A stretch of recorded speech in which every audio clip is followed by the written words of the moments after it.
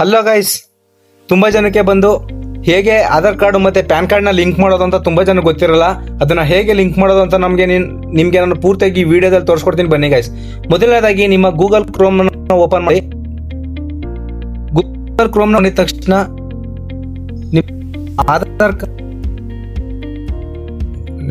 Aadhaar card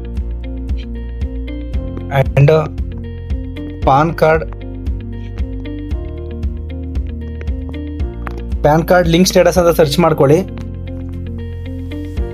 ಅದು search ಮಾಡಿದ್ಮೇಲೆ ನಿಮ್ಗಿಲ್ಲಿ check Aadhaar PAN card link status ಅಂತ ಬರುತ್ತೆ. ಮೊದಲನೇದು ಅದನ್ನು ಕ್ಲಿಕ್ ಮಾಡ್ಕೊಳ್ಳಿ. ಅದನ್ನು ಕ್ಲಿಕ್ ಮಾಡಿದ ತಕ್ಷಣ ನಿಮಗೆ ಒಂದು ವೆಬ್ಸೈಟ್ ಕರ್ಕೊಂಡು ಹೋಗುತ್ತೆ.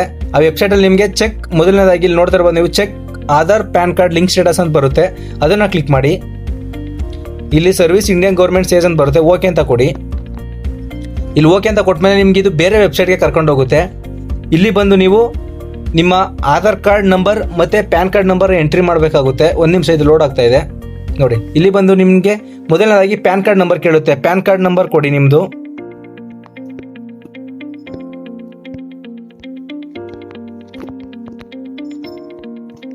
ಮತ್ತು ಇಲ್ಲಿ ನಿಮ್ದು ಆಧಾರ್ ಕಾರ್ಡ್ ನಂಬರ್ ಕೇಳುತ್ತೆ. ಕೆಳಗಡೆ ಆಧಾರ್ ಕಾರ್ಡ್ ನಂಬರ್ ಕೊಡಿ.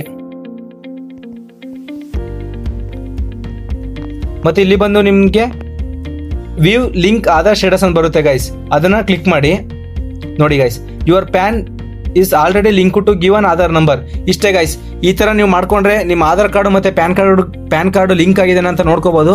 ಆದರೆ ಇದು ತುಂಬ ಜನ ಇನ್ನೂ ಕೂಡ ಯಾರು ಆಧಾರ್ ಕಾರ್ಡ್ ಮತ್ತು ಪ್ಯಾನ್ ಕಾರ್ಡ್ನ ಲಿಂಕ್ ಮಾಡಿರಲ್ಲ.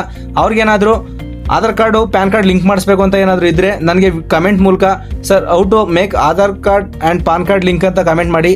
ನಾನು ನೆಕ್ಸ್ಟ್ ವಿಡಿಯೋ ಮಾಡ್ತೀನಿ ಗೈಸ್.